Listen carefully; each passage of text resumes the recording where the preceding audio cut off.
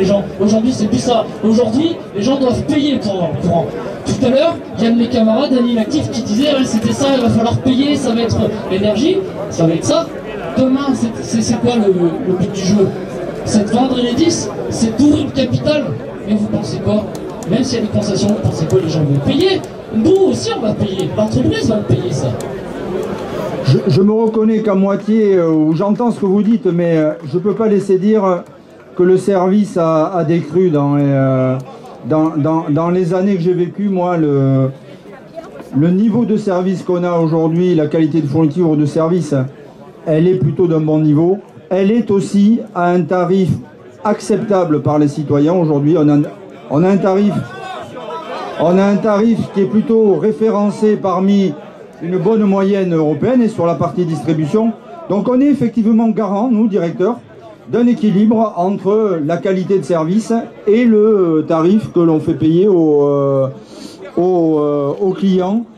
On a un contrat global qui permet quand même, et on le fait beaucoup, ce qui gêne parfois parce que ça crée des intervalles où on n'a pas la compétence, mais on redéploie des compétences à la fois dans notre entité, à la fois entre les entités, parce qu'on a besoin de compétences nouvelles, le monde change, on essaye de proposer quelque chose d'intéressant pour l'ensemble des salariés. Bien évidemment, on ne va pas répondre à la totalité des aspirations. Juste en deux mots, moi je ne suis pas l'Europe, je suis en France, et ce qui m'intéresse c'est ce qui se passe en France. Et de deux, vous dites que nos prestataires ou les gens à l'extérieur viennent chez nous, oui, ils viennent, et ensuite ils démissionnent. Merci de m'avoir écouté. On est des apprentis qui préfèrent aller chez Total plutôt que venir chez nous. C'est ça la vérité. Bonjour, Thierry Trémouille, CIH, je serai bref.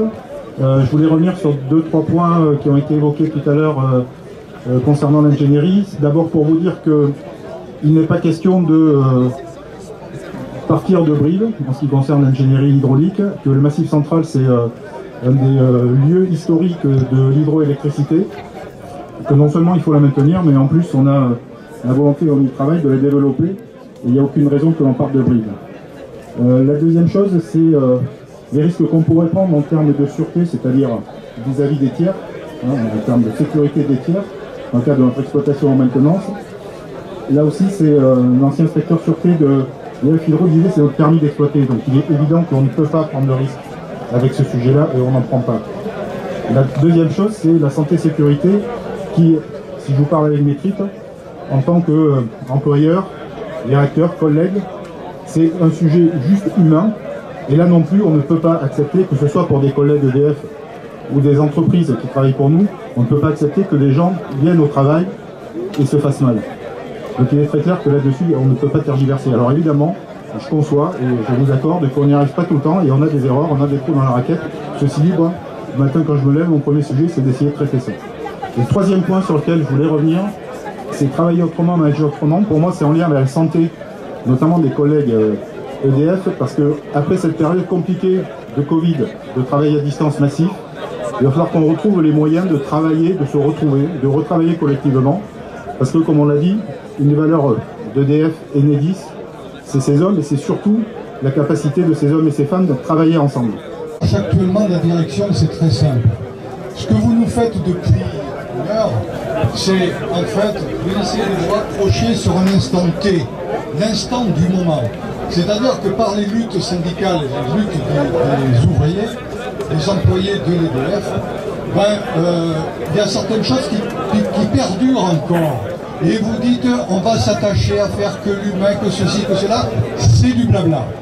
Le fin fond du problème, ce que veut l'Europe, et ce que veut Macron, ce que veulent les politiques, et ce que veut la direction qui est subordonnée totalement politiquement à la génération actuelle politique, c'est la mort d'EDF.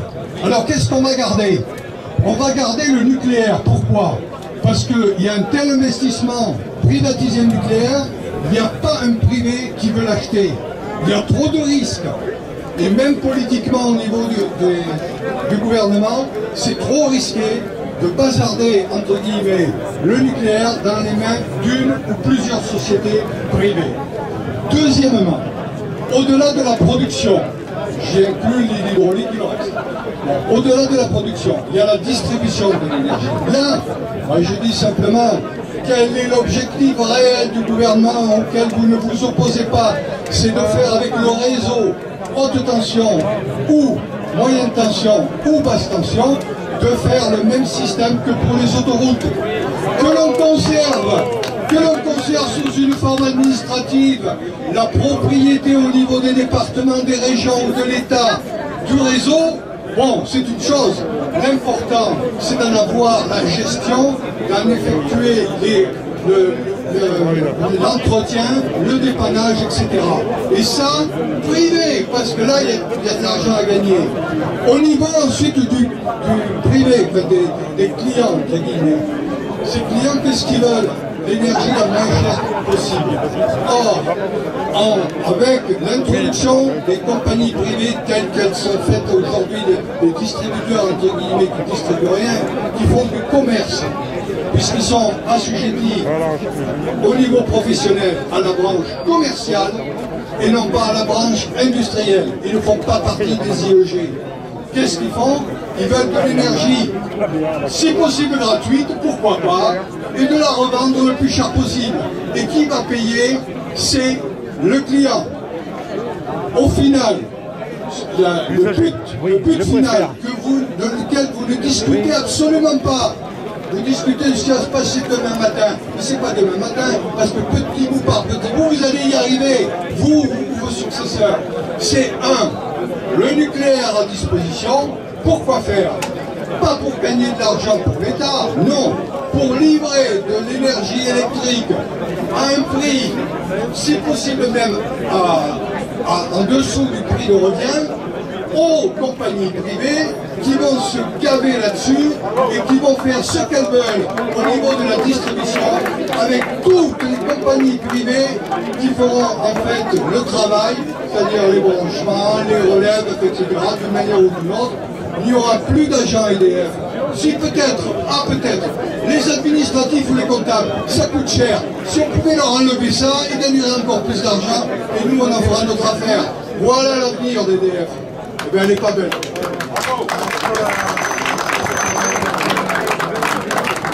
Donc j'ai souhaité véritablement remettre de la solennité dans cette journée que nous sommes en train de vivre, parce qu'il ne s'agit pas d'un mouvement anodin sur des choses peu importantes de la société, mais au contraire, dans des sujets essentiels de ce qui nous donne la raison de vivre ensemble dans de bonnes conditions de liberté et d'égalité.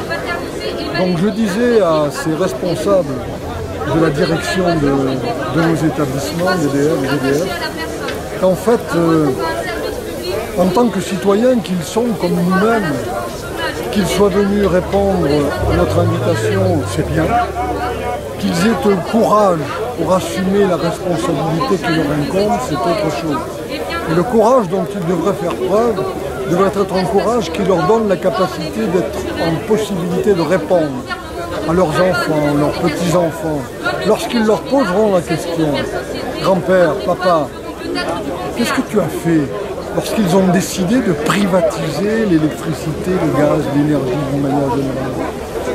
Tu te rends compte aujourd'hui dans la famille qui est la nôtre, ta famille, ta petite famille de tes descendants, on ne peut plus payer l'énergie. On est dans une discrimination véritablement sociale qui ne permet plus d'avoir la possibilité d'avoir l'énergie à l'égalité sur tout le territoire. Qu'as-tu fait, grand-père, qu'as-tu fait, papa, à ce moment-là? Réponds-moi. Et je leur posais la question donc de savoir ce qu'ils auraient été en mesure de répondre. Je crois qu'à un moment donné, il faut avoir le courage de pouvoir s'opposer à tout ce qui remet en cause le bien public, l'intérêt général de chaque citoyen dans la société.